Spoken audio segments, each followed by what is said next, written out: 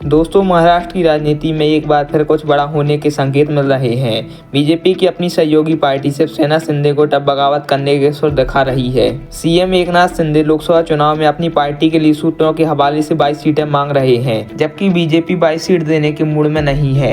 महाराष्ट्र में कुल 48 लोकसभा सीटें हैं, जिनमें से वर्तमान में बीजेपी, शिवसेना शिंदे गुट, एनसीपी अजित पवार गुट और निर्दलीय सांसद नवनीत कौराना को मिलाकर 39 सांसद हैं, जबकि शेष बची सीटें विपक्ष के पास हैं। 2019 के लोकसभा चुनाव में जब शिवसेना एक थी, तब एनडीए को 41 सीटें मिली थी, जिनमें से 23 बीजेपी को और 18 शिवसेना को मिली थी। अगर इस 2024 के चुनाव में बीजेपी शिवसेना शिंदे गुट को 22 सीटें दे देती है तो पेंच फंस सकता है, क्योंकि बीजेपी 26 सीटों पर चुनाव लड़ना चाह रही है। इससे अजित पवार गुट के लिए सीट ही नहीं बचेंगी।